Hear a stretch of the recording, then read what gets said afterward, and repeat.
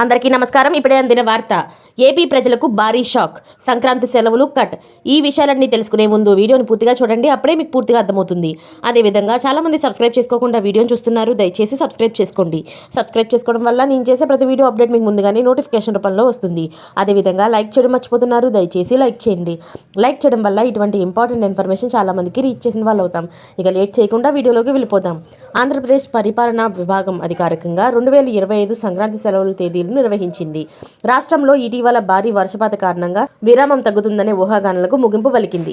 Social మీడియాలో వ్యాప్తి చెందుతున్న పుకార్లు ప్రకారం 2025లో ఏపీ సంక్రాంతి సెలవులు జనవరి 11 నుంచి 15 లేదా జనవరి 12 నుంచి 16 వరకు కుదించవచ్చు. అయితే సెలవులు అధికారికంగా పాఠశాల క్యాలెండర్లతో సమానంగా ఉంటాయని ప్రభుత్వం ధృవీకరించింది. జనవరి 10 నుంచి జనవరి 19, 2025 వరకు ఆంధ్రప్రదేశ్లో సంక్రాంతి పాఠశాలలు సెలవులు ఉంటాయని డైరెక్టర్ కృష్ణారెడ్డి ప్రకటించారు. ఇటీవల తీవ్రమైన వర్షాల పరిణామాల కారణంగా రాష్ట్రంలోని కొన్ని జిల్లాలు ఇప్పటికే స్థానిక సెలవులను ప్రకటించాయి. ఇంత అడ్డంకులు వచ్చినా సరే సంక్రాంతి సెలవులు తగ్గేదే లేదని ఏపీ ప్రభుత్వం అయితే హామీ ఇచ్చింది. సంవత్సరానికి సెలవుల సంఖ్య 44 ఉంటుంది. ఇందులో 21 ఐచ్ఛిక సెలవులు మరియు 23 అధికారిక సెలవులు ఉంటాయి.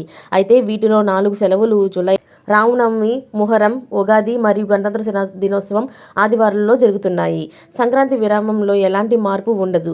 ప్రభుత్వ అధికారికంగా ప్రకటనల ప్రకారం కుటుంబాలు మరియు విద్యార్థులు ఇప్పుడు తమ సంక్రాంతి వేడుకలను స్పష్టతతో నిర్వహించుకోవచ్చు. అధికారులతో అత్యంత ముఖ్యమైన ఈ సెలవు దినం సందర్భంగా చాలామంది తమ స్వగ్రామానికి వచ్చి తమ ప్రియమైన వారితో ఆనందిస్తున్నారు. అయితే సోషల్ మీడియాలో వస్తున్న కథనాలన్నీ నిజం కాదని తేల్చి చెప్పేసింది.